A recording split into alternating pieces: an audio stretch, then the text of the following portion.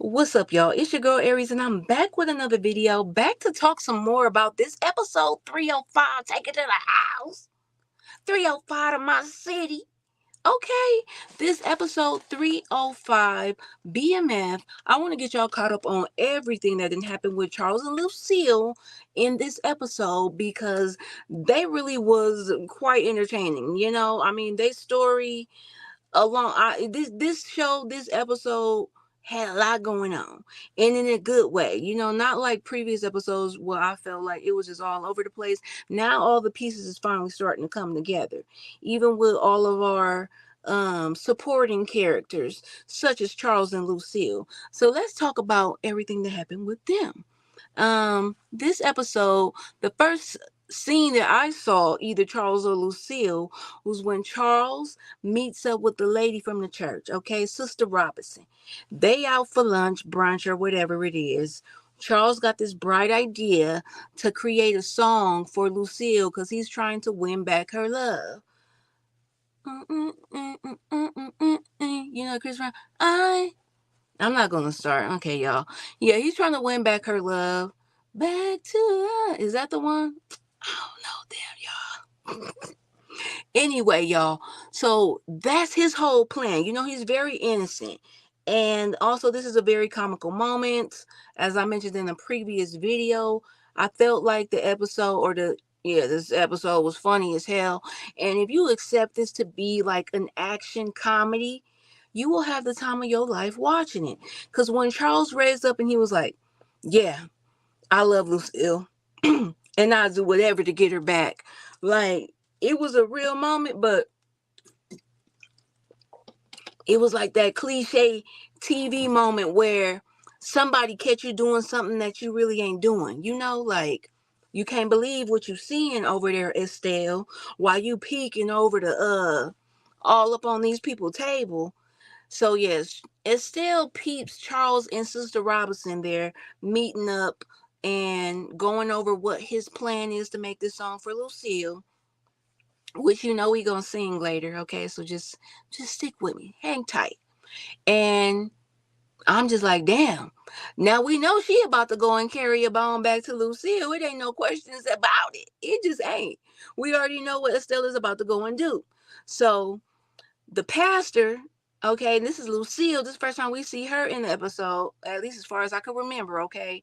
The pastor came over to the Flannery home and approached Lucille about being, I don't know if she asked her to be like head of the usher board of the trustees, maybe like another pastor, or take a chair or something.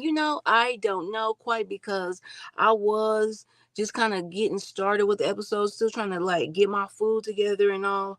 I'm gonna have to go and rewatch it, but it's not really important. She offered Lucille a big role at the church because she brought back a big bag, okay?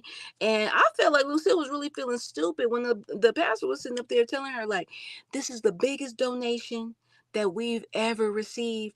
I'm like, yeah, the biggest one that her hasn't ever received too, and just hand it over. All willy-nilly. I hope y'all couldn't. Never mind. Just to hand it over all willy-nilly, y'all. So I'm like, Lucille, what are you thinking? What are you going to do? Of course, she got to pray on it. And the pastor said, I wouldn't expect nothing less. Okay.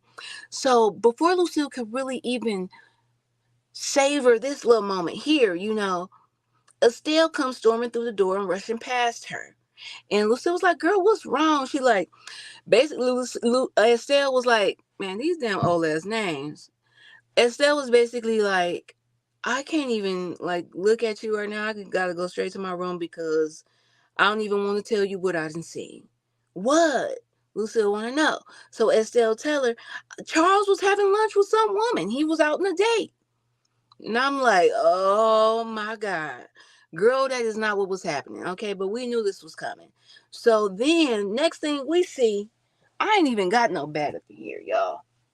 What I got? Next thing we see Lucille like this. She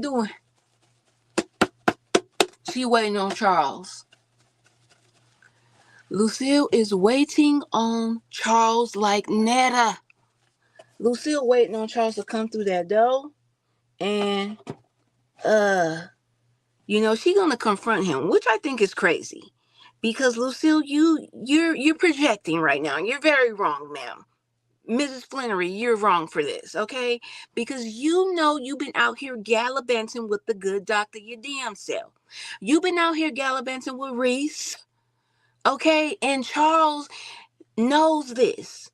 Charles knows this. Instead of him approaching Reese, which he shouldn't, don't check the person on the outside. You need to check your mate, which you really don't have a leg to stand on because we already know the backstory. Okay, we know why Lucille feels entitled to doing what she's doing right now, but you ain't right, ma'am. You just not.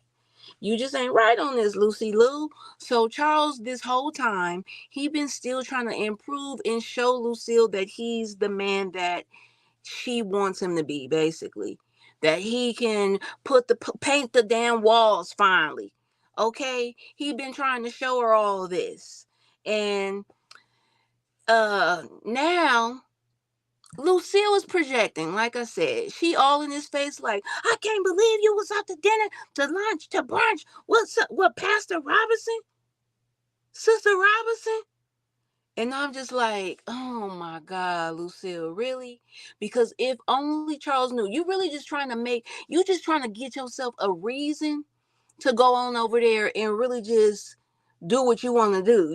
Get all hot and heavy with Dr. Maurice Montclair. Montclair fur look like a bat. Okay, y'all, you know how Lucille is feeling right now. So Charles ends up backing her down like, look, I was writing a song. Yeah, Robinson was helping me write a song for you. Go, y'all, I love a good song, and I said that we was gonna sing it. So I'm looking right here in my notes to see where it's at. Oh, he started playing the song. Yeah, he grabbed the guitar. We didn't see it coming. Hey, we didn't see it coming. Charles, you was singing that shit, boy. Sir, we didn't see it come. Hit your note. Charles came through with the song, okay? I love me a good melody. I wasn't mad at the man. And it worked. It really worked. And then when they start kissing, I was like, oh my God. Because, Lucille Box is just hot. So I knew where this was going. Charles, I really just want to let you know that I don't feel like you still have, a chance with Lucille right now. You just got lucky in that moment because she really wanted to feel something at that time, and you was in the right place at the right time. Like, she just said, forget it, man. I believe you. I believe you was writing a song. I still don't want you. You could tell that Lucille got her heart set on getting with Dr. Montclair. She do not want to get back in good with Charles because she want to see what Montclair is working with. It's obvious. And I'm just like, man, Lucille done went up here and let this man, her husband, I should say, okay, they got together. They did the do. Okay, and I'm just like, Lucille, you didn't fell for it. But she didn't. Charles, you didn't fell for it. Because you think you got a chance. The next time we see Lucille, it's like later on that night or maybe even the next day. And she over here. Now, I ain't never seen nobody use a business card, y'all, to like get off to. Lucille up here looking at the business card. Look. Lucille up here. Dr. Montclair. Tupac, nigga, Tupac. Lucille was up here doing one of them numbers. She was up here doing a diamond behind Dr. Montclair's business card. As soon as she slipped her hand down under that blanket, here come Charles. She like, boy, what are you doing in my room? What are you doing out of your room? Where is your handler? You can tell, boy, you are not seeing it for this man. You just let him knock your rocks off real quick. Like, she slid the business card up under the other pillow. I was like thinking, before this episode ends, was Charles going to find that business card? Because, man, that would crush this man. That will crush him.